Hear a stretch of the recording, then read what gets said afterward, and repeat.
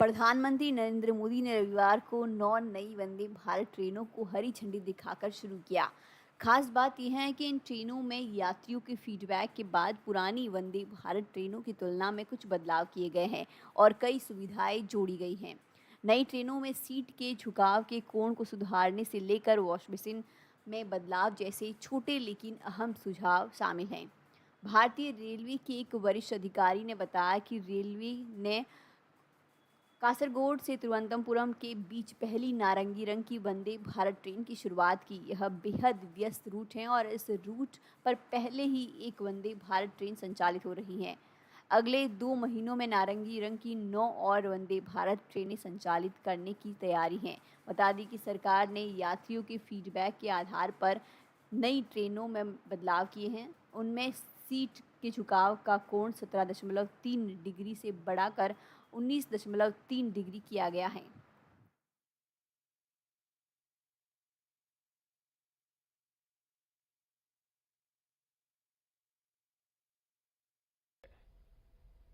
अब इसमें 9 और वंदे भारत एक्सप्रेस जुड़ जाएगी।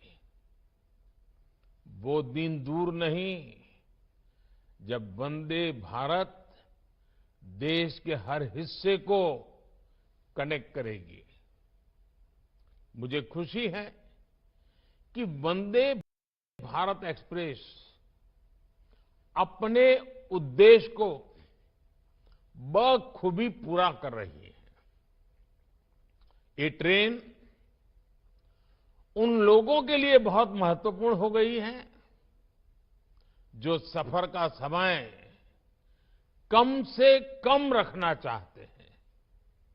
ये ट्रेन उन लोगों की बहुत बड़ी जरूरत बन गई है जो दूसरे शहर में कुछ घंटों का काम खत्म करके उसी दिन लौट आना चाहते हैं। वंदे भारत ट्रेनों ने पर्यटन और आर्थिक गतिविधियों में भी तेजी ला दी है। जिन जगहों तक वंदे भारत एक्सप्रेस की सुविधा पहुंच रही है, वहां पर्यटकों की संख्या बढ़ रही है। पर्यटकों की संख्या बढ़ने का मतलब है वहां कारोबारियों, दुकानदारों की आय में भी बढ़ोतरी हो रही है। इससे वहां रोजगार के नए अवसर भी तैयार हो रहे हैं। मेरे परिवारजनों, भारत में आज जो उत्साह और आत्मविश्वास का वातावरण बना है, वैसा पिछले कई दशकों में नहीं बना था। आज हर भारतवासी अपने नए भारत की उपलब्धियों से गौरवान्वित है। चंद्रयान-3 की सफलता ने सामान्य मानवी की उम्मीदों को आसमान पर पहुंचा दिया है। आदित्य L1 की लॉन्चिंग ने हौसला दिया है कि अगर इरादा मजबूत हो तो कठिन से कठिन लक्ष्य को भी हासिल किया जा सकता है। G20 समिट की कामयाबी ने ये विश्वास दिया है कि भारत के पास डेमोक्रेसी, डेमोग्राफी और डायवर्सिटी की कितनी अद्भुत ताकत है। आज भारत के कूटनीतिक कौशल की दुनिया भर में चर्चा हो रही है। हम हमारे विमेन लेड डेवलपमेंट के विजन को दुनिया ने सराहा है। अपने इस विजन पर आगे बढ़ते हुए सरकार ने संसद में नारी शक्ति वंदन अधिनियम पेश किया था।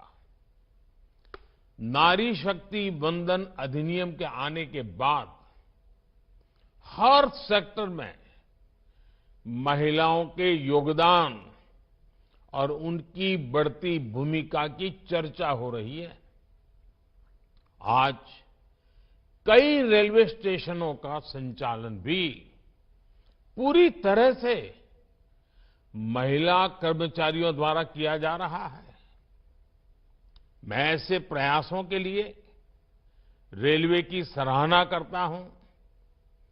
देश की सभी महिलाओं को नारी शक्ति वंदन अधिनियम के लिए फिर से बधाई देता हूं। साथियों, आत्मविश्वास से भरे इस माहौल के बीच अमृतकाल का भारत अपनी वर्तमान और भविष्य की जरूरतों पर एक साथ काम कर रहा है। इंफ्रास्ट्रक्चर की प्लानिंग से लेकर एग्जीक्यूशन तक में हर स्टेक होल्डर में तालमेल रहे, इसके लिए PM Gatishakti national master plan बनाया गया है। देश में ट्रांसपोर्टेशन का खर्च कम हो, हमारे एक्सपोर्ट्स की लागत कम से कम हो, इसके लिए नई लॉजिस्टिक पॉलिसी लागू की गई है। देश में ट्रांसपोर्ट का एक माध्यम दूसरे को सपोर्ट करे, इसके लिए मल्टी मॉडल कनेक्टिविटी पर जोर दिया जा रहा है। इन सारे प्रयासों का बड़ा लक्ष्य यही है कि भारत के नागरिक के लिए ईज ऑफ ट्रैवल बढ़े, उसका कीमती समय बचे। ये वंदे भारत ट्रेनें इसी भावना का एक प्रतिबिंब है।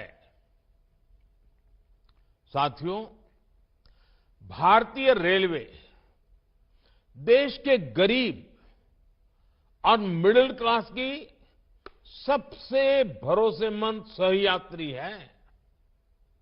हमारे यहां एक दिन में जितने लोग ट्रेन में सफर करते हैं, उतनी तो कई देशों की आबादी भी नहीं है।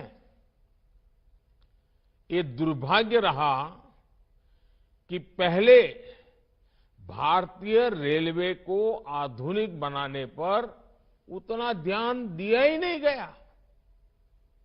लेकिन अब हमारी सरकार भारतीय रेलवे के कायाकल्प में जुटी है। सरकार ने रेल बजट में अभूतपूर्व बढ़ोतरी की है। 2014 में रेलवे का जितना बजट था, इस साल उससे 8 गुना ज्यादा बजट दिया गया है। रेल लाइनों का दोहरीकरण हो, बिजलीकरण हो, नई ट्रेनों को चलाना हो,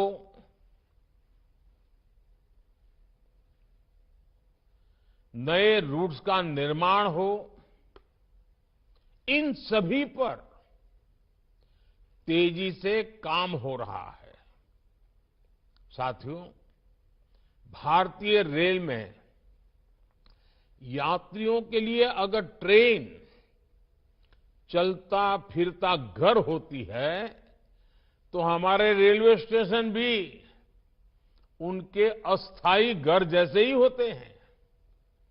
आप और हम जानते हैं कि हमारे यहां हजारों रेलवे स्टेशन ऐसे हैं जो गुलामी के काल के हैं, जिनमें आजादी के 75 साल बाद भी बहुत बदलाव नहीं आया था। विकसित होते भारत को अब अपने रेलवे स्टेशनों को भी आधुनिक बनाना ही होगा। इसी सोच के साथ पहली बार भारत में रेलवे स्टेशनों के विकास और आधुनिकीकरण का अभियान